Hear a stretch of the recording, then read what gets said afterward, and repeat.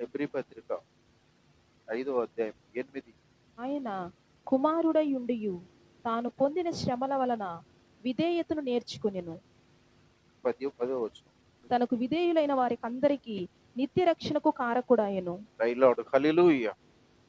ఇక్కడ మనం గమనించినట్లయితే ఆయన ఎవరైనా ప్రభు అయిన యేసుక్రీస్తు వారిని గురించి చెప్పినటువంటి మాటలు, ఆయన కుమారుడయుండి సర్వలోక సృష్టికర్త అయినటువంటి దేవుడు, సమస్తాన్ని ఆయన ఆజ్ఞతో పాలిస్తున్నటువంటి దేవాతి దేవుడు మన కోసం కుమారుడిగా ఈ లోకానికి వచ్చిన తర్వాత ఆయన కుమారుడుగా ఉండి ఆయన ఏం నేర్చుకున్నాడు? శ్రమల ద్వారా విధేయత నేర్చుకున్నాడంట.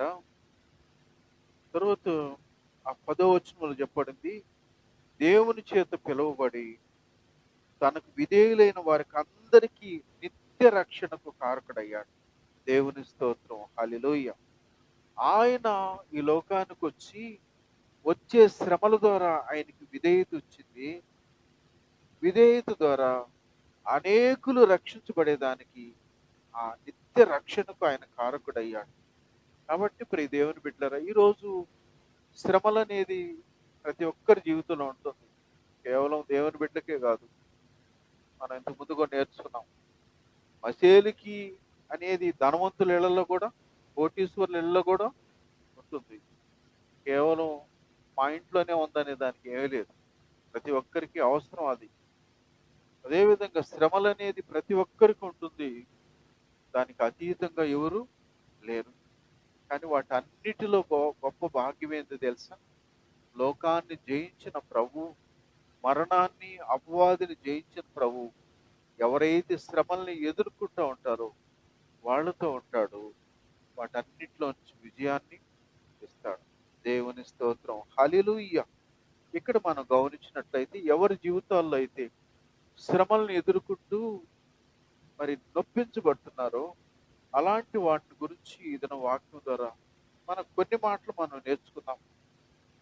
అలాంటి మన పితరులు అయినటువంటి మన పూర్వీకులు, పెద్దలు, వాళ్ళు శ్రమల్లో వాళ్ళు ఎలా ప్రవర్తించారు, శ్రమల్లో ఎంత విధేయతగా ఉన్నారు, ఎంత గొప్పగా వారు ఆశీర్వదించబడ్డారు, దాని అంతటికి మూలం ఏంటంటే శ్రమల్లో వాళ్ళు విధేయత కనిపించారు.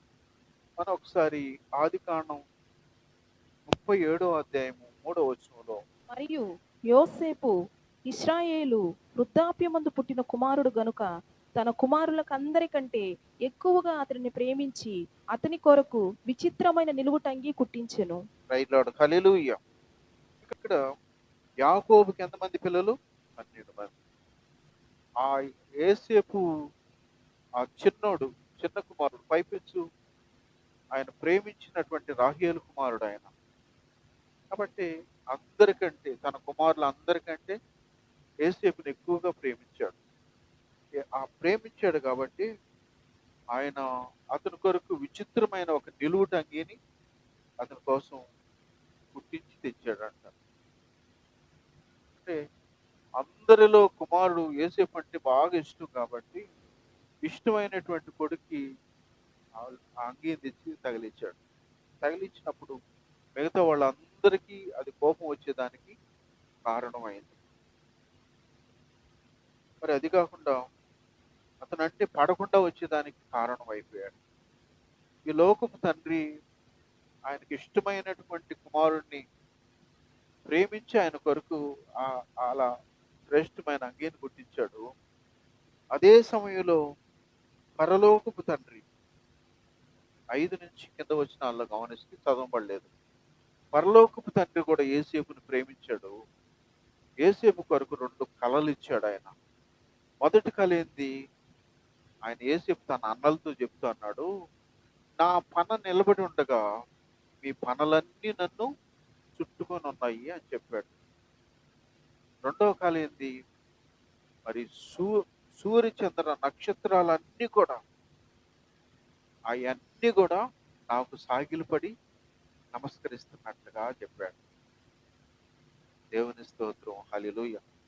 ఆఫ్టర్ ఆల్ ఈ లోక తండ్రి ఒక అంగీని గుట్టి తెచ్చాడంట, తను ప్రేమించి దానికి గుర్తుగా. పరలోకపు తండ్రి తన ప్రేమకు గుర్తుగా ఏం తెచ్చాడు? ఆయన భవిష్యత్తులో ఏ విధంగా ఆయన్ని ఉన్నతంగా తీర్చిదిద్దబోతున్నాడో కళల ద్వారా ఆయనకి దేవుడు మరి తెలియజేశాడు. ఆ ప్రియ దేవుని బిడ్డలారా, యేసేపు ఆయన యథార్థంగానే తన అన్నలతో చెప్పాడు. యథార్థంగా చెప్పిన దానికి ఫలితం ఏమైంది? ఈ లోకపు తండ్రి అంగీని గుర్తించి దానికి కోపం వస్తే, పరలోకపు తండ్రి ఆయన కళలు చూపించిన దానికి ఆయన ఏం చేశాడు? మరింత పగబట్టారంట. యేసేపు మీద మరింతగా పగబట్టారంట వాళ్ళు. అయితే దానికి తగనట్టుగానే 12వ వచనం తర్వాత మనం గమనించినట్లయితే, ఆయన వాళ్ళ నాన్న యాకోబు ఏం చేస్తున్నాడంటే కుమారుడిని పిలిచి, అయ్యా, మరి అడవిలో మీ అన్నోళ్ళు మందను మేపుతున్నారు, నువ్వు అక్కడికి వెళ్ళి మీ అన్నల క్షేమాన్ని, మంద క్షేమాన్ని అంతా కనుక్కొని నా దగ్గరికి రమ్మని పంపిస్తాడు. పంపించిన తర్వాత ఏసేపు వెళ్తూ ఉండగా 18వ వచ్చిన తర్వాత ఏసేపు దూరంగా ఉన్నప్పుడే వాళ్ళ అన్నలు వాళ్ళు ఆలోచించారంట, ఈరుగురా కళ్ళగనేవాడు వస్తున్నాడు, వాడిని చంపేసి మనం అక్కడ పడేస్తాము, అప్పుడు వాని కలలు ఏమవుతాయో చూద్దామని వాళ్ళందరూ ప్లాన్ చేశారు. సరే, తమ్ముడు దగ్గరికి వచ్చినప్పుడు వాళ్ళల్లో పెద్దన్న రూబేన్ ఏం చేశాడు? అరే, వాడు మన తమ్ముడు కదా, వాడిని చంపితే మనకేమొస్తుంది, కాబట్టి వాడిని పట్టుకొని ఈ గుంట్లో పడేద్దామని సలహా ఇస్తే ఓకే అని చెప్పి ఏసేపుని చంపేదానికి బదులుగా గుంట్లో వేసేసారు. అయితే అక్కడ కూడా కాసేపు ఉన్న తర్వాత వాళ్ళల్లో యోధా అనేటువంటి సహోదరుడికి వాళ్ళ దేవుడు లేవనెత్తి, అరే వాడు మన తమ్ముడు కదా, వాడిని గుంట్లో వేసేసి ఆడ చనిపోతాడు వాడు, దానివల్ల మనకేం వస్తుంది, కాబట్టి మనం వాడిని తీసి ఇదిగో ఐగుప్తుకు వెళ్ళే ఇష్మాయేలీలు మార్గం గుండా వెళ్తున్నారు, వానికి మనం అమ్మేస్తాం అని చెప్పి, తద్వారా మనకు డబ్బు వస్తుంది కదా అని చెప్పి ఆయన సలహా ఇస్తాడు. ఎవరు? యోధా. సలహా ఇచ్చిన తర్వాత సరే వాళ్ళు అమ్మేస్తారు, ఇష్మాయేలీలు తీసుకెళ్ళి ఐగుప్తుకు తీసుకెళ్ళి ఆయన ఎవరికి అమ్ముతాడు? పొతిఫరు అనేటువంటి ఆయన శతాధిపతికి ఆయన అమ్మేస్తారు. ఇప్పుడు మనం 39వ వచ్చిన అధ్యాయానికి వచ్చేయచ్చు.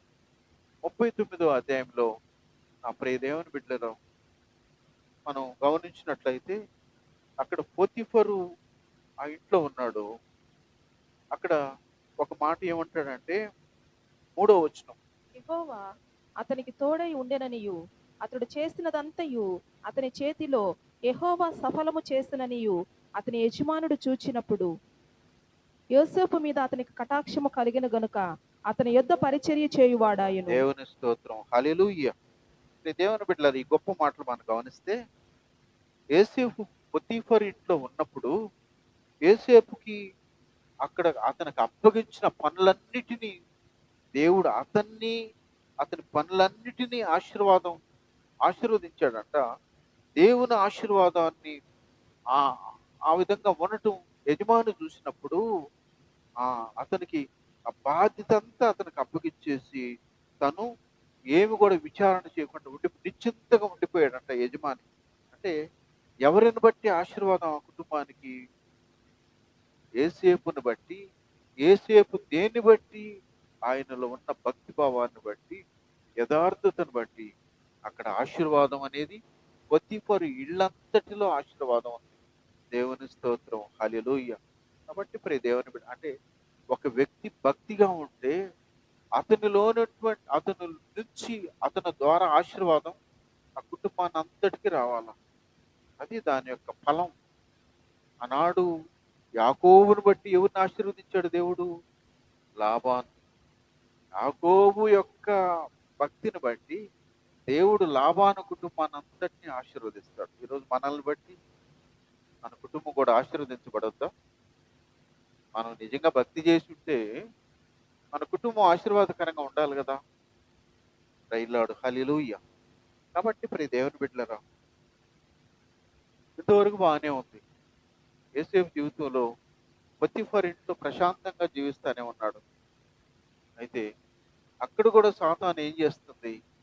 యజమానురాలు యోసేపు మీద అక్కడ వాక్యం చెప్తుంది, కన్నేసిందంట. అతనితో పాపం చేసేందుకు ప్రేరేపించినప్పుడు, ఆ ప్రియ దేవుని బిడ్డలారా, యేసేపు భక్తిపరుడు, పైపెచ్చు దేవుని సన్నిధి తనతో ఉన్నట్లుగా ఆయన భావిస్తున్నాడు.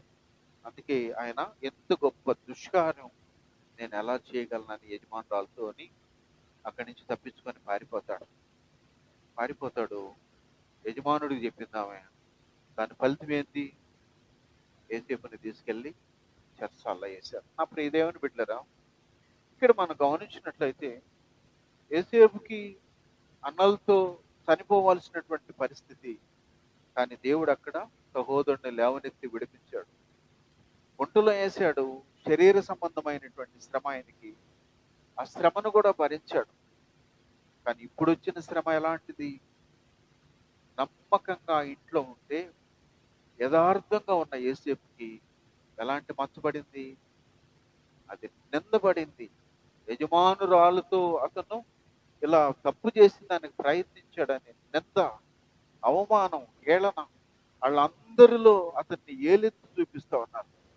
అంటే శరీర రకంగా వచ్చినటువంటి శ్రమను భరించవచ్చు, కానీ నిందను భరించడం ఎంత కష్టం. అవమానాన్ని పైపించింది.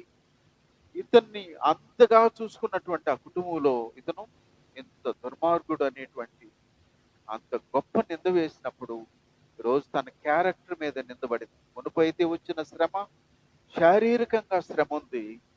ఇప్పుడు వచ్చిన శ్రమ తన క్యారెక్టర్ మీద మాయని మచ్చగా తయారైపోయింది. అప్పుడే దేవుని బిడ్డారా, ఒకసారి యేసేపు జీవితం ఆశీర్వాదకరంగా ఉందని ఎవరైనా అనుకుంటారా? నీతిమంతుడు, యథార్థవంతుడు, భయభక్తులు గలవాడు, ఖచ్చితంగా ఉండేవాడు, ఇలాంటి యోగ్యుని జీవితంలో ఇలాంటి శ్రమలేంటి? ఏ బతుకురా అనేది మాటి మాటికి శ్రమలేనా అనేటువంటి అనేవాళ్ళు కూడా అనేక మంది కనిపిస్తూ ఉంటారు. మనకు వాక్యం కూడా చెప్తుంది 34వ కీర్తన 19లో, నీతిమంతునికి కలుగు శ్రమలు అనేకములు, వాటన్నిటిలో నుంచి యెహోవా నిన్ను విడిపించును. దేవుని స్తోత్రం, హల్లెలూయా. నీతిమంతునికి, ఎవరైతే నీతిగా ఉంటారో, ఎవరైతే పరిశుద్ధంగా ఉంటారో, యోగ్యంగా ఉంటారో, వాళ్ళకి కొన్ని శ్రమలను కూడా అనలా, అనేక శ్రమలు వస్తాయంట. వాటన్నిటిలో దేవుడు ఏం చేస్తాడు? విడిపిస్తాడు. అప్పుడే దేవుని బిడ్డ అలా విడిపించాడు కాబట్టి ఈరోజు యేసేపు సజీవుడిగా ఉన్నాడు. లేకుంటే ఎప్పుడో వెళ్ళిపోవాల్సినటువంటి వాడు. కాబట్టి ప్రియ దేవుని బిడ్డలరా, ఒకసారి మనం అంటే దేవుని వాక్యం ఎంత సత్యము, పరిశుద్ధ గ్రంథంలో రాయబడిన మాటలు ఎంత ఖచ్చితం. అందుకే మనకు సామెతలు అంటాడు, ఆయన మాటలు కడిగి నీళ్ళల్లో కాల్చి కడిగి అంత పవిత్రాలు అంటవి. వెండిని ఏం చేస్తారు? బాగా కాల్చిన తర్వాత నీళ్ళల్లో బాగా క్లీన్ చేస్తే ఎంత పవిత్రంగా ఉంటుంది, స్పష్టంగా ఉంటుంది. ప్రభు యొక్క మాటలు కూడా అంత శ్రేష్టమైన మాటలు. ఒకసారి నేను దేవుని మాటలను ఎక్కడ జ్ఞాపకం చేసుకున్నానంటే, 2005లో బొలినేని హాస్పిటల్ ఐసీలో ఉన్నప్పుడు ప్రభు మాటలు జ్ఞాపకం వచ్చినాయి. 1 కొరింథీ 10వ అధ్యాయము 13వ వచనములో ఉన్న ఒక గొప్ప మాట ఏంటంటే చదవబడలే. 1 కొరింథీ 10వ అధ్యాయము 13వ వచనములో అక్కడ ఉన్న మాటలు ఏంటంటే, సాధారణంగా మనుషులకు కలుగు శోధన తప్ప మరి ఏది కూడా మీకు సంభవించలేదు. అయితే దేవుడు నమ్మదగిన వాడు, మీరు సహించగలిగినంత కంటే ఎక్కువగా మిమ్మను శోధించబడ్నీయుడు.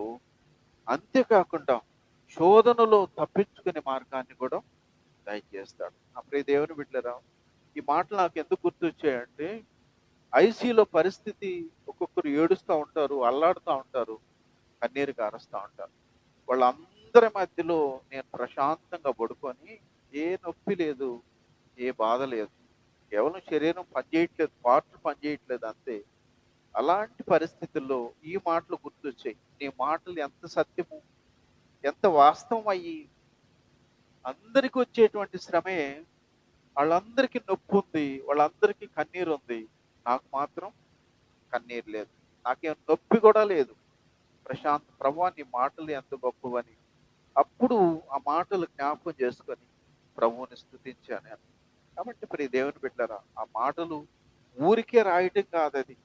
పరిశుద్ధాత్మ దేవుడు వాక్యంలో రాయించి పెట్టి, ఈరోజు ఆయన కార్యాలు కూడా అంత ఖచ్చితంగా, అంత స్పష్టంగా ఉంటాయనేది మనకు అర్థమవుతుంది.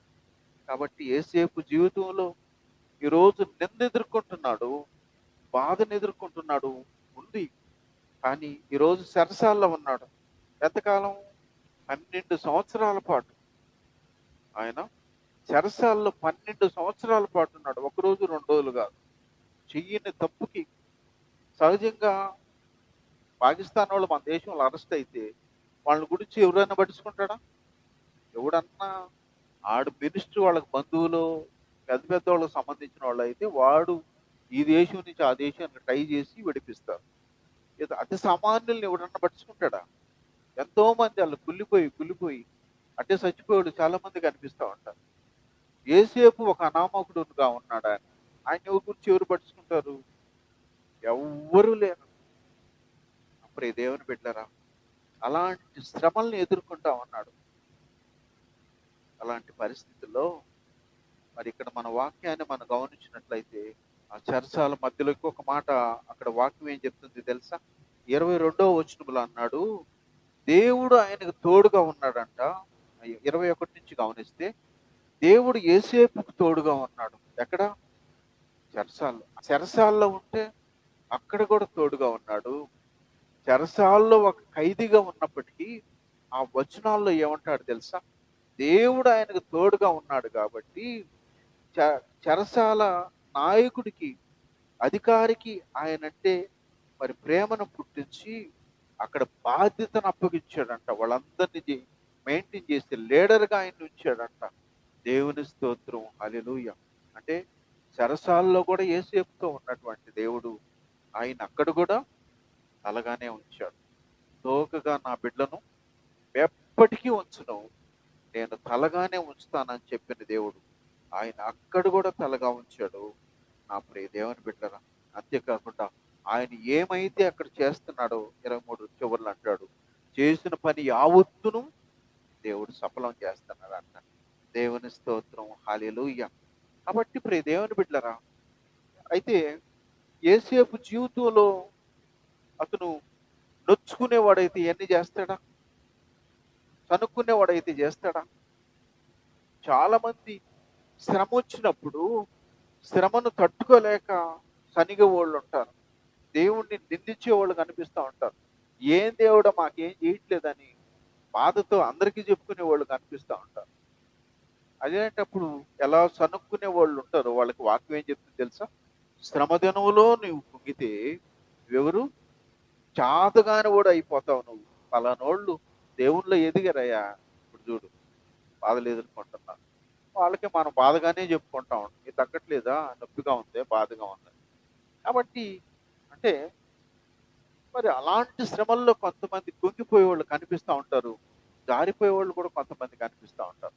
అయితే అలాంటి శ్రమల్లో ఎవరైతే దేవుని వైపు చూస్తారో అలా చూసినటువంటి వారి జీవితాల్లో ఆయన తోడుగా ఉంటాడు, విడిపిస్తాడు, ఆయన అద్భుత కార్యాన్ని జరిగిస్తాడు. దేవుని స్తోత్రం, హల్లెలూయా. నా ప్రియ దేవుని బిడ్డలారా, ఒక మాట మనం గమనించినట్లయితే జిమ్ ఎలియట్ అనేటువంటి ఒక వ్యక్తి ఏం చేస్తాడంటే, కొంతమంది 5 మంది కలిసి వాళ్ళు ఒక దివికి వెళ్తారు. సువార్తను ప్రకటించాలని అక్కడికి వెళ్ళి వాళ్ళు నరమాంస భక్షకులు. ఆ దివిలో ఉండే వాళ్ళందరూ కూడా నరమాంస భక్షకులు. అలాంటి వాళ్ళ దగ్గరికి వెళ్ళి సువార్తను ప్రకటించడానికి ప్రయత్నించినప్పుడు వాళ్ళందరూ చుట్టుకొని వీళ్ళు 5 మందిని తినేస్తారు. 5 మందిని తినేస్తారు. సరే, ఆయన భార్య, ఆ జిమ్ ఎలియట్ భార్య వచ్చి ఎలిజబెత్ ఎలియట్. సరే, భర్త ఈ విధంగా చనిపోయినాడు అన్న తర్వాత ఆమె ఏం చేస్తుంది? కొంతకాలానికి ఇంకొక వ్యక్తిని పెళ్లి చేసుకుంటుంది. ఇంకొక వ్యక్తిని పెళ్లి చేసుకుంటే ఆడికి టీవీ వచ్చేసి కరెక్ట్‌గా 2 సంవత్సరాలకు వీడు కూడా చచ్చిపోతాడు. ఇలాంటప్పుడు భక్తి చేసేవాళ్ళు ఉంటారా? నిందించేవాళ్ళు ఉంటారా? చెప్పండి. అంటే వాళ్ళు అనామకులు అయ్యుంటే, దేవుడిని పెద్దగా పట్టించుకోని వాళ్ళు అయ్యుంటే వాళ్ళకి ఫీలింగ్ ఉండదు. వాళ్ళు భక్తిలో ఉండి కళ్ళ ముందు ఇలాంటి భయంకరమైన పరిస్థితులు జరుగుతూ ఉంటే ఆమె ఏం చేసింది? కొంతకాలం తర్వాత నిలబడింది. నిలబడి తీర్మానం చేసుకుంది. మొదట ఆయనేమో దేవుని పనిలో వెళ్ళి చనిపోయాడు. రెండో ఆయన చూస్తే రోగంతో వచ్చి చనిపోయాడు. కాబట్టి ధైర్యం తెచ్చుకొని తొలి భర్త ఎక్కడ ఏ దివికి వెళ్ళి సువార్త ప్రకటనలో వెళ్ళిపోయాడో అలాంటి ప్రదేశానికి తిరిగి వెళ్ళిందా. వెళ్ళి ఆ ప్రజలందరితో మమేకం అయిపోయి, సహజంగా స్త్రీలు కొంత మాటలు మాట్లాడేదానికని, ఫ్రెండ్షిప్ చేసేదానికని వాళ్ళకంటే వీళ్ళకి ఎక్కువ మరి చేయగలరు, వాళ్ళు సమర్థత ఉంది వాళ్ళకి. కాబట్టి ఆమె అక్కడ ఆ దివికి వెళ్ళి వాళ్ళందరి ప్రేమను పొందుకునింది. వాళ్ళకి సువార్తను ప్రకటించింది. తన భర్త చనిపోయినటువంటి ఆ దీవిలో ఒక గొప్ప మందిరాన్ని కట్టి అనేక మంది రక్షణకు కారణమైంది. దేవుని స్తోత్రం, హల్లెలూయా. నా ప్రియ దేవుని బిడ్డలారా, అలా కారణమైనటువంటి ఆమె చెప్పిన సాక్ష్యం ఏందో తెలుసా? శ్రమలు విశ్వాసికి నిరుపయోగంగా రావు. అంటే ఊరికే రావు. నీకు పరీక్షలు ఎందుకు వస్తాయి? 10th క్లాస్ పరీక్ష పబ్లిక్ లేకుండా ఉంటే ఎంత బాగుండు. అబ్బా! ఎందుకు పరీక్షలు వచ్చినాయి? పరీక్షను నువ్వు ఎదుర్కొన్నావు కాబట్టి అది నీకు పై తరగతికి కారణమవుతుంది. ఇప్పుడు పరీక్షలు, ఉద్యోగాలు ఇచ్చే పరీక్షలు కూడా పెడతారు కదా. పరీక్షలు పెట్టినప్పుడు ఆ పరీక్షల్లో నువ్వు పాస్ అయితే, పాస్ అయిన దానికి నీకేమొస్తుంది? ఉద్యోగం వస్తుంది. శ్రమలు నిన్ను పై తరగతి తీసుకెళ్తే, ఒక పరీక్షలు నిన్ను ఉద్యోగం చేసే దానికి కారణమైతే, ప్రభువును బట్టి అనుమతిచ్చే శ్రమలు ఒట్టిగా రావు అని చెప్పిన సాక్ష్యం. శ్రమలు నిరుపయోగంగా రానే రావు. దేవుని యొక్క ఉద్దేశం దాని ద్వారా నెరవేరుతుందని చెప్పింది. దేవుని స్తోత్రం, హల్లెలూయా. అంటే శ్రమ వచ్చినప్పుడు మనకు నొప్పి కలుగుతుంది, బాధ కలుగుతుంది. ఆ బాధ, శ్రమ తర్వాత మనం అలా నమ్మకంగా ఎవరైతే ఉంటారో అప్పుడు దేవుని ఉద్దేశం మన పట్ల నెరవేర్చబడి అద్భుతంగా మన జీవితాలని దేవుడు ఆశీర్వదిస్తాడు. దేవుని స్తోత్రం, హల్లెలూయా. యేసేపు జీవితంలో ఎప్పుడైతే ఇలాంటి భయంకరమైన శ్రమలు ఆయనకు అనుమతించబడినప్పటికీ ఆయన దేవునిలో నమ్మకంగా ఉన్నాడు కాబట్టి, ఒక మాట మనం 105వ కీర్తన 17 నుంచి. కంటే ముందుగా ఆయన ఒకని పంపెను. యోసేపు దాసుడుగా అమ్మబడెను. వారు సంకెళ్ళ చేత అతని కాళ్ళు నొప్పించిరి. ఇనుము అతని ప్రాణమును బాధించెను. అతడు చెప్పిన సంగతి నెరవేరు వరకు యెహోవా వాక్కు అతనిని పరిశోధించుచుండెను. రాజు వర్తమానము పంపి అతనిని విడిపించెను. ప్రజలను నేలినవాడు అతనిని విడుదల చేసెను. ఇష్ట ప్రకారము అతడు తన అధిపతుల నేలుటకును, తన పెద్దలకు బుద్ధి చెప్పుటకును, తన ఇంటికి యజమానునికి గాను, తన యావదాస్తి మీద అధికారిగాను అతడు నియమించెను. దేవుని స్తోత్రం, హల్లెలూయా. దేవుని బిడ్డలారా, యేసేపు జీవితంలో శ్రమ, మరి ఆయన ఐగుప్తుకు వచ్చిన తర్వాత ఈరోజు అతని చెరసాల్లో ఇనుము నొప్పించింది. అంటే కాళ్ళకి వాళ్ళు వేడిలు వేసేసారు. ఇనుము అతన్ని నొప్పించింది. దేవుడు ఆయన్ని పరిశోధిస్తున్నాడంట. నీకు ఉద్యోగం ఇస్తే నీ క్యారెక్టర్ని, నీ వర్క్ చేసే విధానాన్ని వాళ్ళు 1 సంవత్సరం పాటు, 2 సంవత్సరాలు నిన్ను గమనించిన తర్వాత నీకు ప్రొబేషన్ పీరియడ్ కంప్లీట్ చేస్తారు. ఆ మధ్యలో నువ్వు సరిగా చేయలేవు అని అని అనిపిస్తే తీసేస్తారు. ఇక్కడ దేవుడు కూడా అతన్ని పరిశోధిస్తూ ఉండి, యేసేపు ఇంతవరకు శ్రమలను అనుమతించాడు, శ్రమల్లో ఉన్నాడు. కానీ క్యారెక్టర్ మీద అతన్ని దాడి జరిగినప్పుడు కూడా నమ్మకంగానే ఉన్నాడు. దేవుని స్తోత్రం, హల్లెలూయా. క్యారెక్టర్ మీద దాడి జరిగినా నమ్మకంగానే దేవునిలో ఉన్నాడు కాబట్టి ఈరోజు దేవుడు ఆయన ఏం చేశాడు? రాజు వర్తమానం పంపి అతన్ని విడిపించాడు. దేవుని స్తోత్రం, హల్లెలూయా. రాజుకి కల వచ్చింది. కలభావాన్ని చెప్పేదానికి తన దేశంలో ఎవ్వరు కూడా లేరు. వెంటనే రాజుకి యేసేపు వెంట పిలువనంపించారు. మరి చెరసాల్లో దిక్కుమొక్కు లేకుండా పడి ఉన్నటువంటి యేసేపు, ఆయన గురించి ఎవరూ లక్ష్యం చేయనటువంటి యేసేపుకి రాజు వర్తమానం పంపిన తర్వాత వెంటనే అతనికి స్నానం చేయించి, క్షవరం చేయించి, అన్ని కూడా మంచి బట్టలు వేసేసి రాజు దగ్గర నిలబడినప్పుడు ఆయన కన్నిన కలనుకు చాలా స్పష్టంగా మరి యేసేపు చెప్తాడు. యేసేపు చెప్పినప్పుడు ఇక్కడ వాక్యం ఏం చెప్తుంది తెలుసా? ఆ 21లో ఇష్ట ప్రకారం అతడు తన అధిపతుల ఏలుటకును, తన పెద్దలకు బుద్ధి చెప్పుటకును, తన ఇంటికి యజమానిగాను, తన యావదాస్తి మీద అధికారిగా నియమించను. దేవుని స్తోత్రం. హల్లెలూయా. నా ప్రియ దేవుని బిడ్డలారా, శ్రమలు నిరుపయోగంగా రావన్నాం. యేసేపు జీవితంలో తొలి 30 సంవత్సరాలు కూడా ప్రజలందరూ అయ్యో పాపం అనేటువంటి సానుభూతి చూపే పరిస్థితిలో ఆయన ఉన్నాడు. ఎప్పుడైతే ఇప్పుడు ఆ ఆ రాజు నుంచి పిలుపు వచ్చిందో, రాజుకి కన్న కలను దాని భావాన్ని ఎప్పుడైతే యేసేపు చెప్పాడో, ఆ రాజు ఆయనకి ఏం చెప్తున్నాడు తెలుసా? నా ఇళ్ళంతటిలోను, నా రాజ్యం అంతటిని నీవే అధిపతివి. కేవలం సింహాసనం మీద మాత్రమే నేను ఉంటాను కానీ ఈ ఈ దేశం యొక్క బాగోగులంతా కూడా నీదే బాధ్యత. దేవుని స్తోత్రం. హల్లెలూయా. మరి దేవుని బిడ్డలారా, అది ఆయన జీవితంలో శ్రమలో నమ్మకంగా విధేయత చూపించాడు.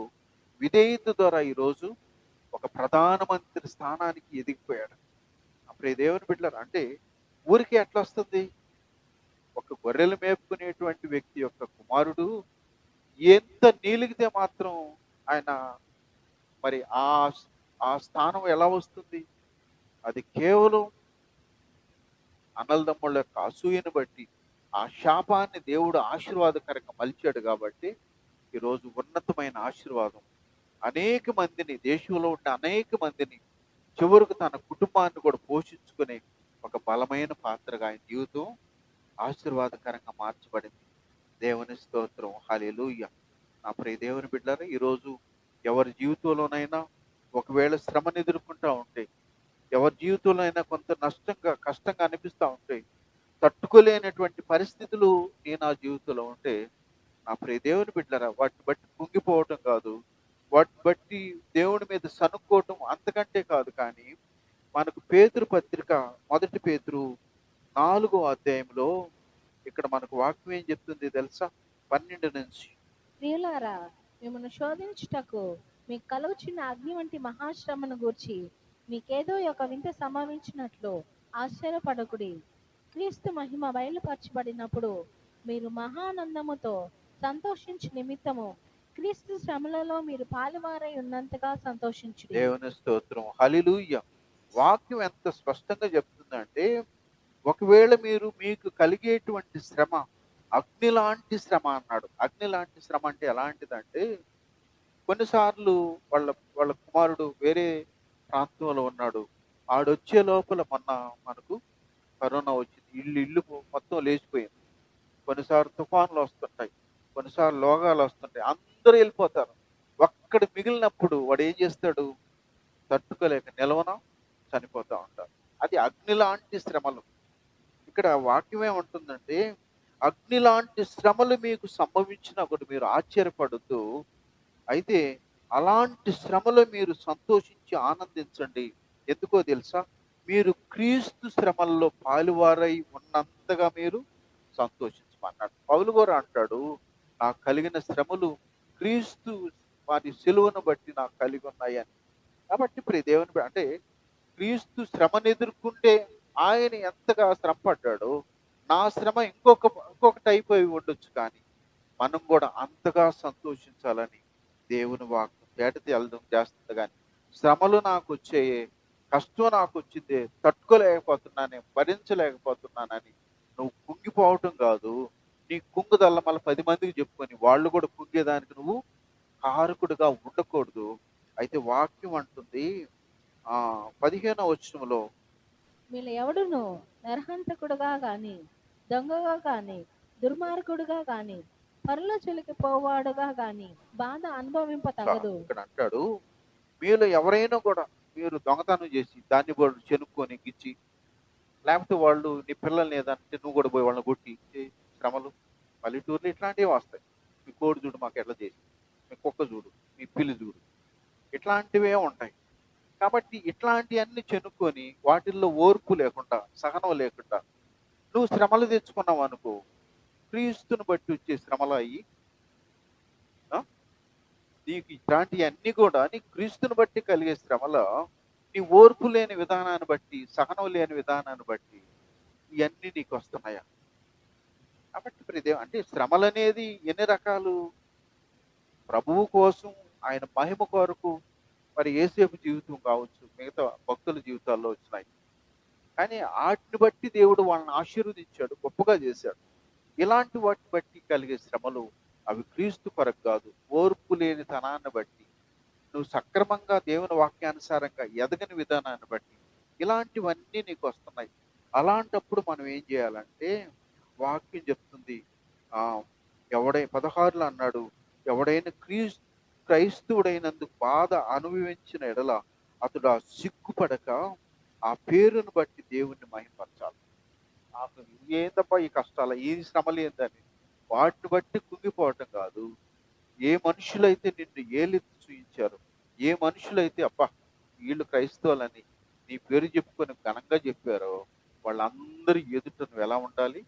ఆ నీవు ఆ దేవుణ్ణి మహిమపరిచేటట్లుగా ఉండాలని వాక్యం మనకు చెప్తుంది. 19లో కూడా అన్నాడు, కాబట్టి దేవుని చిత్త ప్రకారము బాధపడేవారు సత్ప్రవర్తన గలవారై నమ్మకమైన సృష్టికర్తకు తన ఆత్మల్ని అప్పగించుకోవాలి. మీరు సత్ప్రవర్తనతో ఉండి, మీరు ఓర్పుతో ఉండి, మీరు సహనం కలిగి ఉండి, మీరు వాటిని ఒక హోందాగా ఆ పరిస్థితిని మీరు అధిగమించి నువ్వు అలా నీ సృష్టికర్తకు నీ ఆత్మను అప్పగించుకో. అంతేగాని ఈ గలీజంతా నువ్వు బురద నెత్తిన వేసుకొని వాటిని సతమతం అయిపోయి నాకెందుకు ఈ కష్టాలని మళ్ళీ ఆయన వైపు చూసి నువ్వు అనే పరిస్థితి లేదు. అది దేవుని కోసం పెడే కష్టాలు కానే కాదు. కాబట్టి అలా ఉంటే వీటన్నిటిని సరిదిద్దుకోవాల్సిన బాధ్యత క్రైస్తవుడిగా నీ మీదే ఉంది. యోగ్యంగా నీ బ్రతుకు యోగ్యంగా ఉండాల్సిన బాధ్యత నీ మీదే ఉంది. అంతేగాని నువ్వు నిందించేదానికి కానీ, ఏలెత్తి చూపేదానికి కానీ నీకు అవకాశం లేదు అని వాక్యం జాగ్రత్తలా చేస్తాం. కాబట్టి నా ప్రియ దేవుని బిడ్డలారా, అందుకనే వాక్యం చాలా స్పష్టంగా మనతో చెప్పాడు, నువ్వు ప్రభువుని బట్టి నీకు శ్రమ అయితే నువ్వు ఆయన శ్రమల్లో పాలు నీకు ఆశీర్వాదం ఉంది, ఉన్నతంగా దేవుడు ఇచ్చిస్తాడు. లేదు నిన్ను బట్టి కలిగే శ్రమలైతే నువ్వు సరిదిద్దుకోవాలి, నువ్వు విధేయత ఉండాలి, లోబట్టు ఉండాలి, హోందాగా ప్రవర్తించాలి. దేవుని బిడ్డలు కాబట్టి హోందాగా ఉండాలి.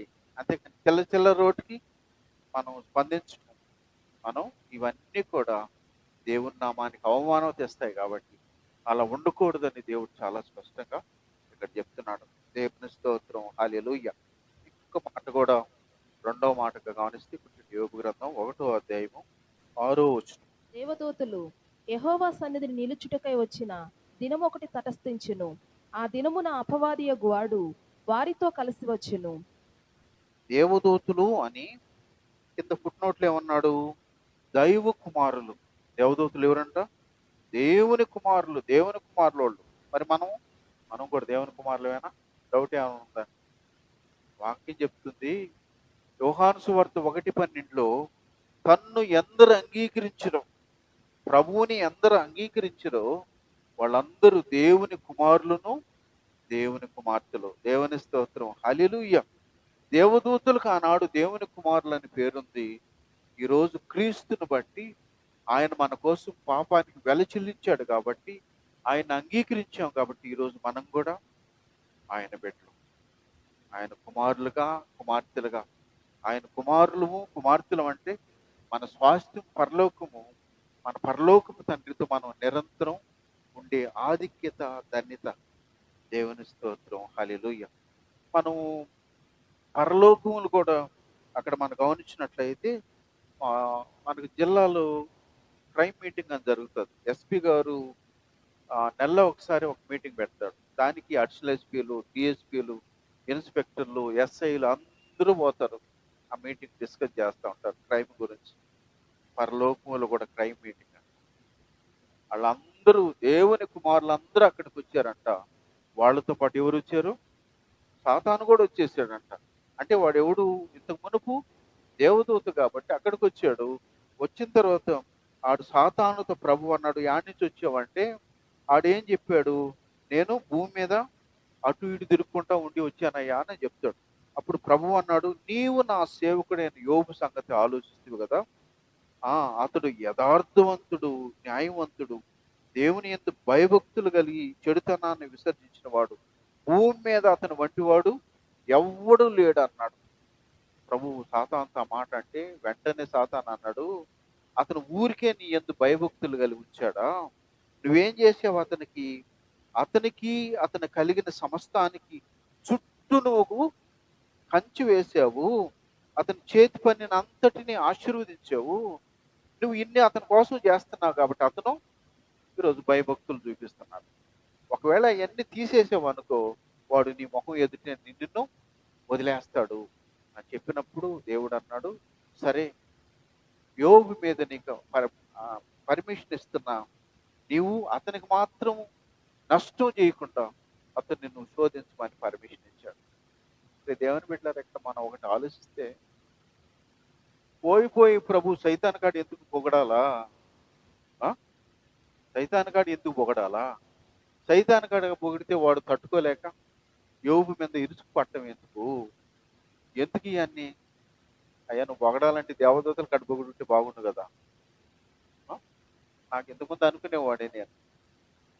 కానీ ఇప్పుడు దేవుని బిడ్డ ఒకటి మనం ఆలోచిస్తే, ఇప్పుడు నీ బిడ్డలు స్టేట్ ఫస్ట్ వచ్చారు అనుకో, లేకపోతే నీ బిడ్డలు కలెక్టర్ గారు సెలెక్ట్ అయ్యారు అనుకోండి, ఊరికే ఉంటావా? ఫోన్ మోగదా కంటిన్యూగా? దాన్ని వాళ్ళందరూ పిలిచి చెప్పవా, నా బిడ్డ జిల్లా కలెక్టర్. ఆఫ్టర్ ఆల్ నువ్వు నేనే వాళ్ళ విషయంలో అలా పొంగిపోయేటట్టు మనస్తత్వం అనుకుంటే, పరలోకపు తండ్రి ఎంత పొంగిపోతూ అంటాడు, నా బిడ్డ భూమి మీద ఉన్న వాళ్ళందరిలో యోగ్యుడు.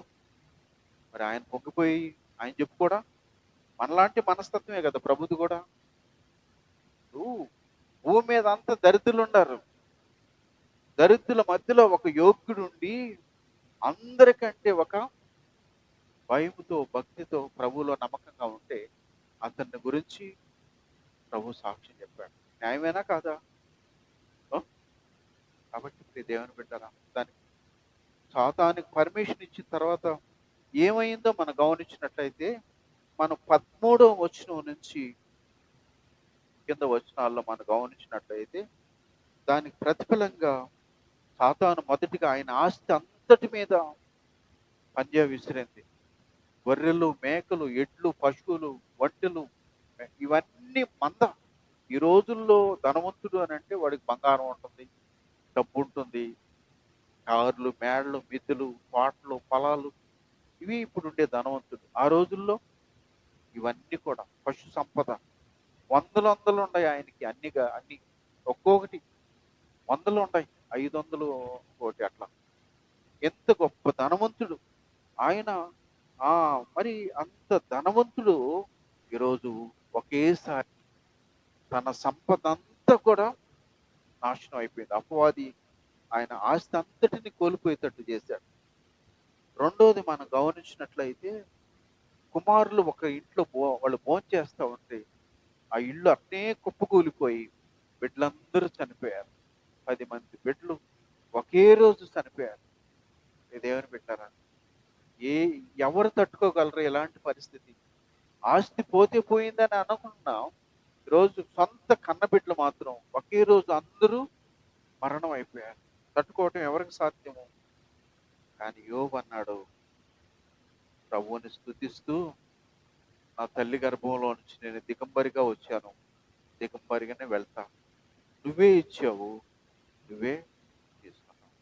దేవుని స్తోత్రం, హల్లెలూయా. పరలోకం అంతా కూడా మరి యోబు చేసినటువంటి కార్యానికి పరలోకం ఎంత ఆనందించి ఉంటుందో, ఎంత గంతులు వేసి ఉంటుందో చూడండి. దేవుని బిడ్డలారా, ఇలాంటి పరిస్థితి ఆయన ప్రభువుని స్తుతించటమే కానీ గమగలేదు. రెండో పార్ట్ మనం గమనిస్తే, 2వ అధ్యాయంలో మళ్ళా సాతాను దేవుని కాడ పర్మిషన్ తీసుకొని మళ్ళా శోధించింది. ఏం తెలుసా? శరీరం మొత్తము కురుపులు పెట్టేసిందంట. నేను ఈ కాళ్ళు చేతులు కురుపులు ఉంటే తట్టుకోలేకపోయి చాలా మంది డాక్టర్లు మార్చాను. కానీ యోబు జీవితంలో శరీరం అంతా కూడా కురుపులు అంటే ఎంత కష్టం, ఎంత శ్రమ. ఒళ్ళంతా గీక్కుంటున్నాడంట, బూడిదలో కూర్చో ఉన్నాడంట. భార్య వచ్చి అంటుంది, ఎందుకైనా నీ భక్తి, పోయి చావరాదా అంటుంది. అంటే దేవుని బిడ్డలారా, మరి సొంత భార్య, దానికి వెంటనే యోబు అన్నాడు, మనం దేవుని నుంచి మనం మేలు అనిపించదువా? ఓన్లీ మేలేనా మనం అనిపించేది, కీళ్ళు మనం అనిపించకూడదా? ఎంత గొప్ప మాట అన్నాడు. భార్య అన్న దానికి సరేలే, నేను వస్తానులే అనలేదుగా ఆయన. నువ్వు మూర్ఖురాల్లాగా మాట్లాడుతున్నావు. ఇంతవరకు మనం మేలే కదా అనిపించింది. ఉన్నతంగా దేశంలో గొప్పగా ఉండింది మనమే కదా. అంటే గొప్పగా ఉండేదానికి మనకు ఆయన కారకుడు అయ్యాడు. ఈరోజు మనం కష్టంగా ఉండేదానికి ఆయన్ని నిందిస్తామా? మనం కీడు మనం అనుభవించకూడదా అని దాన్ని కూడా సమర్థించాడు. దేవుని స్తోత్రం, హల్లెలూయా.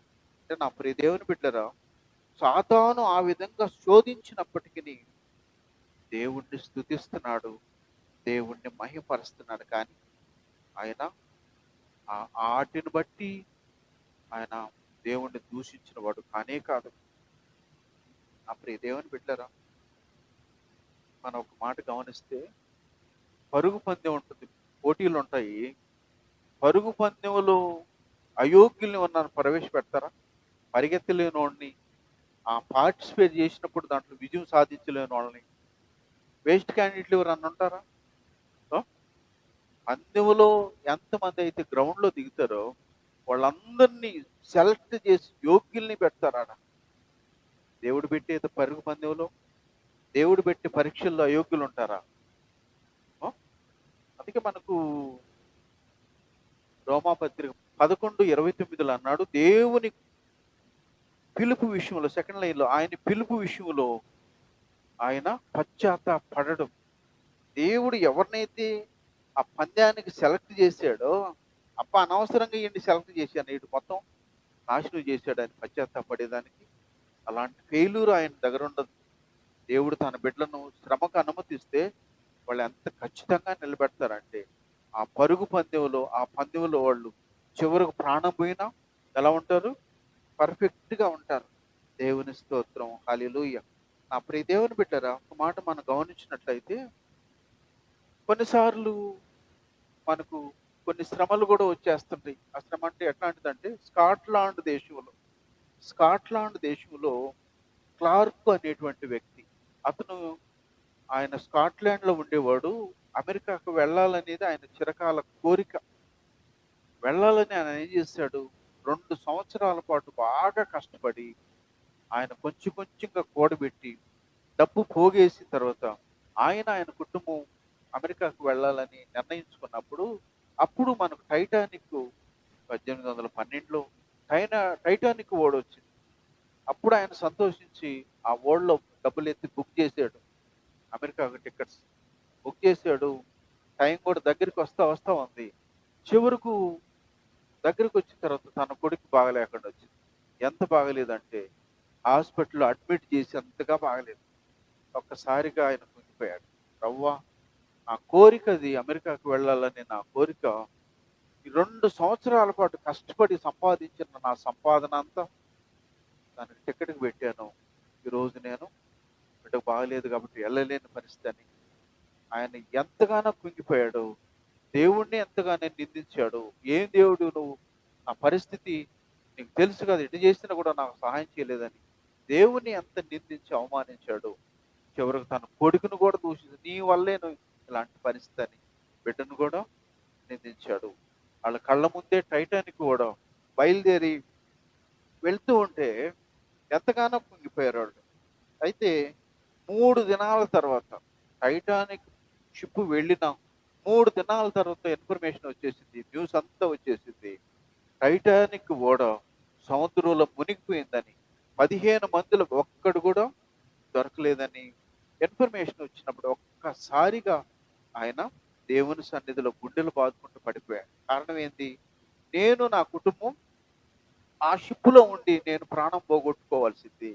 ఎంత నమ్మదగినటువంటి దేవా, కేవలం నీవే తప్పించావు. నా బిడ్డకు ఈరోజు శ్రమను అనుమతించావు అంటే కేవలం నువ్వే. నీవు తప్పించావు కాబట్టి ఈరోజు మేము సజీవులుగా ఉన్నామని దేవుని ఎంతగానో కన్నీరు కారుస్తూ ఏడ్చాడు, ప్రలాపించాడు.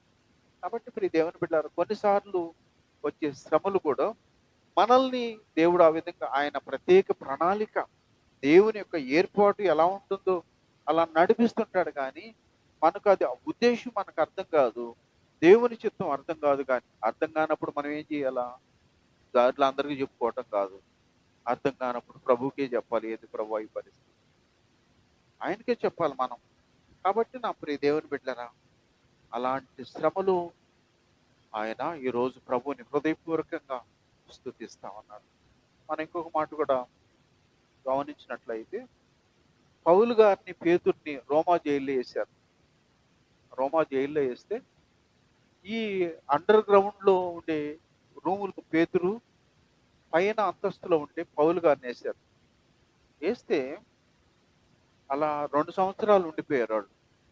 ఉండిపోయిన తర్వాత ఒకసారి మనం పేతురు గారికి వాళ్ళ భోజనం ఇచ్చి నీళ్లు తెచ్చి ఓపెన్ చేసి, ఆ సెల్ ఓపెన్ చేసి, సెల్ కాదంటే మొత్తం కాదు, డోర్ కాదు, వాళ్ళ ఆ చిన్న అంత కిటికీ ఓపెన్ చేసి భోజనం అందించి నీళ్లు అందించే టైం ఎంత పడుతుంది? 2-3 నిమిషాలు పడుతుంది. ఆ 2-3 నిమిషాల్లో ఆయన ప్రభువుని గూర్చి చెప్పి పేతురు 47 మంది రక్షించబడి దానికి కారణం అయిందంట. ఎక్కడున్నాడు ఆయన? చెరసాల్లో ఉండిపోయాడు, చీకటి కొట్లో ఉన్నాడు, సూర్యుడు అంటే తెలియదు, అదే రూమ్లో ఉండిపోవాల్సిందే.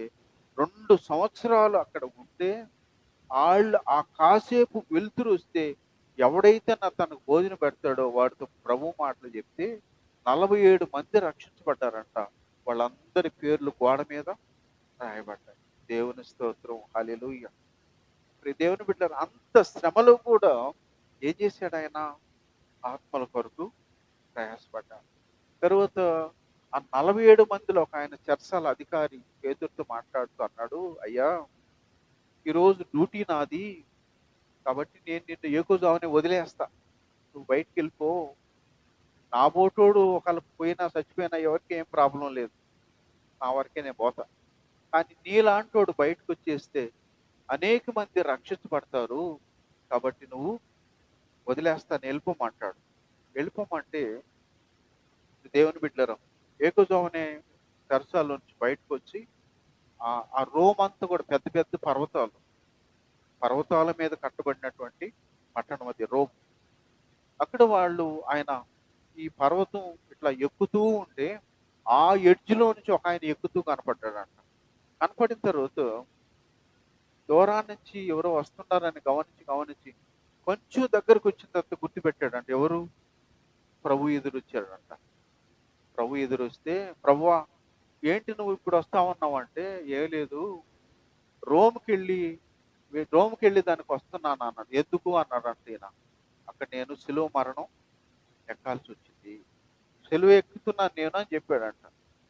చెప్తున్నాడంటే ఒక్కసారిగా పేతురు హృదయం బద్దలైపోయిందంట. సిలువ మరణం తప్పించుకునే దానికి తను పారిపోతుంటే నా ప్లేస్లో ఎవరు వస్తున్నారు? ప్రభువు వచ్చి ఆయన సిలువ మరణానికి నేను వెళ్తున్నప్పుడు ఆయన చెప్పాడంట, ప్రభువా నువ్వు వద్దు, నేనే వెళ్తానని చెప్పి వెనక్కి వెళ్ళిపోయాడు. ఆయనకి సిలువ మరణం వాళ్ళు అనౌన్స్ చేసిన తర్వాత, మామూలుగా నన్ను సిలువ వేయొద్దు, నా ప్రభువులాగా నేను ఎంచుకోకూడదు, తిరగదిప్పి ఎంచుకుంటానని ఇట్లా ఉల్టాగా చేసి ఆయన సిలువ వేశారు. దేవుని స్తోత్రం, హల్లెలూయా. ఎందుకో తెలుసా? అలాంటి శ్రమలో కూడా ఆయన ఎంతమందిని రక్షించాడు?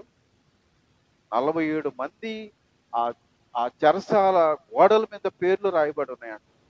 కాబట్టి ప్రియ దేవుని బిడ్డలారా, వీళ్ళందరూ ఎంత యోగ్యులో చూడండి, వీళ్ళు ఎంత యోగ్యులో. ఎందుకు? వాళ్ళందరూ దేవుణ్ణి వ్యక్తిగతంగా ఎరిగారు, సజీవుడని తెలుసు, ఈ లోకం తన పాపం కొరికి ప్రాణం ఇచ్చాడు అన్న సత్యం తెలుసు, ప్రభువు కోసం ఏం భరించినా ఏం సహించినా దీని ద్వారా పరలోక ఆశీర్వాదం ఉంది అనేది గుర్తించారు. అందుకే వాళ్ళు అంత శ్రమలో కూడా వాళ్ళు విధేయత చూపించారు. అంత శ్రమలో కూడా వాళ్ళు ప్రభు మహిమార్థమై అనేక ఆత్మల రక్షణ కొరకు ప్రయాసపడ్డారు. అప్పుడే దేవుని బిడ్డరా, మరి యేసేపు జీవితంలో దేవుడు ఎక్కడి నుంచి ఎక్కడికి వెళ్ళాడు? చెరసాల్లో నుంచి ఉన్నతమైన స్థితికి తీసుకెళ్ళాడు. గొప్పగా దేశం అంతటికి ఆయన ప్రధానమంత్రి స్థానంలో ఉండి పాలించాడు. ఈరోజు యోబు జీవితంలో శ్రమకు అనుమతించాడు. ఆయన ఒక మాట అంటాడు, 23 యోబు 23:4 అన్నాడు, నేను ఆయనతో వ్యాజ్యం ఆడతాను, నేను నిరపరాధిని, నేను యోగ్యుణ్ణి, దేవుడు నాకు శ్రమకు అనుమతించాడు, నేను వ్యాజ్యమాడేది ఎవరితో? దేవునితో నేను వ్యాజ్యమాడతాను అన్నాడు. వ్యాజ్యమాడతాను అన్నాడు కాబట్టి దేవుడు ఆయనకి యోబు గ్రంథం 38వ అధ్యాయం నుంచి 41 వరకు మనం గమనిస్తే సాక్షాత్తు దేవాది దేవుడే ఆయన స్వరం వినబడి యోబుతో మాట్లాడుతుంది. 64 క్వశ్చన్స్ వేస్తాడు, ఒక్క దానికి కూడా జవాబు, నేను ఆయనతో వ్యాజ్యమాడతానన్నటువంటి యోబు 64 క్వశ్చన్స్ వేస్తే ఒక్కదానికి కూడా జవాబు చెప్పలా. ఆ 42వ అధ్యాయంలో యోబు అంటాడు, అయ్యా కేవలం నిన్ను గూర్చి 5వ వచనంలో నిన్ను గూర్చి వార్త నేను విన్నాను, ఈరోజు సాక్షాత్తుగా నిన్ను కళ్ళారా. అంటే ఈరోజు ఇంత భాగ్యం దేన్ని బట్టి? శ్రమలను బట్టి. శ్రమల్లో విధేయత చూపించాడు కాబట్టి, శ్రమల్లో నమ్మకంగా ఉన్నాడు కాబట్టి సాక్షాత్తు దేవాతి దేవుడిని చూసే భాగ్యం కలిగిందని ఆయన దేవునితో అంటున్నాడు. అంతేకాకుండా దేవుడు ఆయన్ని రెండంతలుగా ఆశీర్వదించినట్లుగా మనకు వాక్యం నేను తెలియజేస్తాను.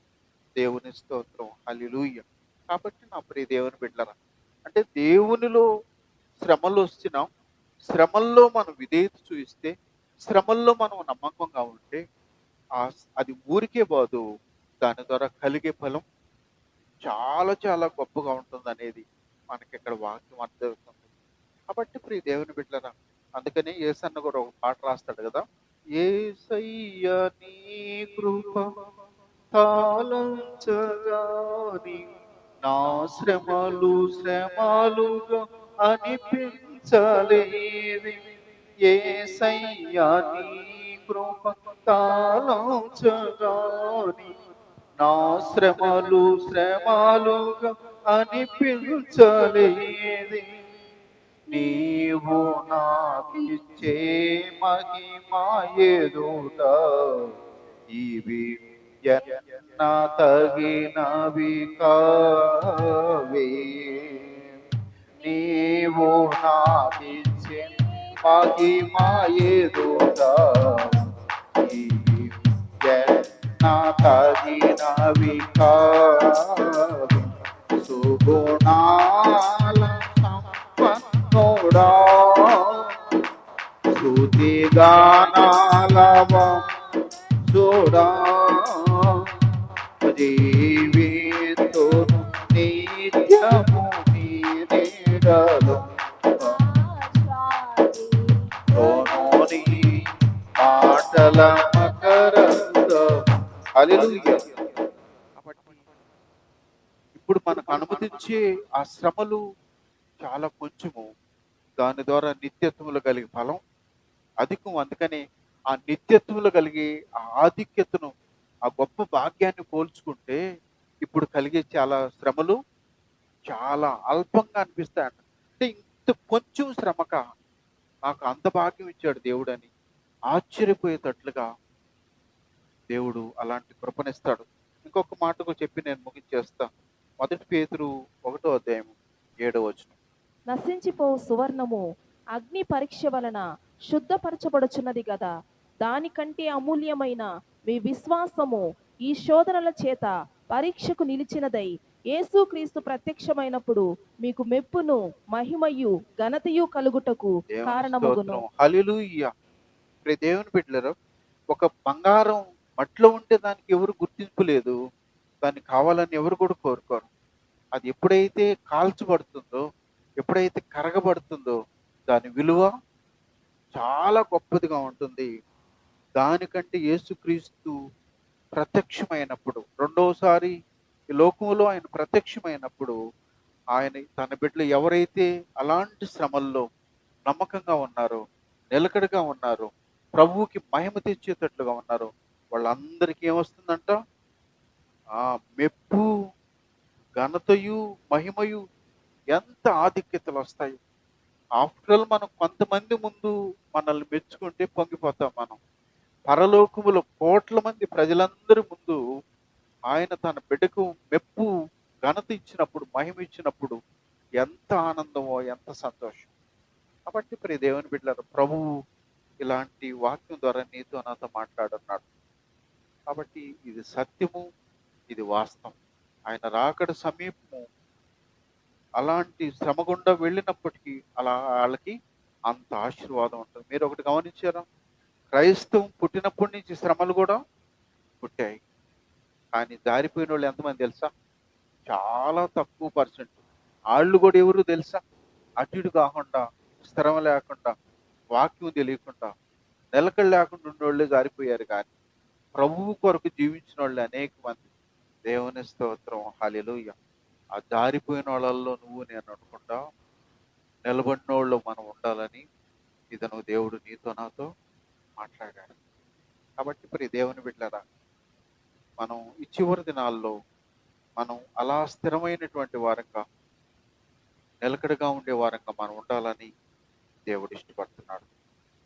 కానీ ఉండటము, ఉండకుండా పోవటం, స్థిరంగా ఉండటం, జారిపోవటం, పడిపోవటం, ఇలాంటివన్నీ అలవాటైతే ఆడ ఉండలేము. ప్రభువులో స్థిరంగా ఉండగలిగితేనే, నిలకడగా ఉండగలిగితేనే అలాంటి ఆధిక్యతలు ఉంటాయి.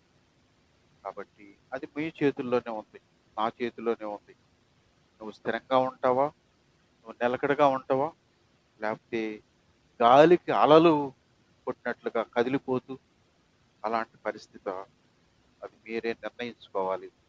దేవుడి మాట్లాడే వెనుకల్లో దీవించుగాక.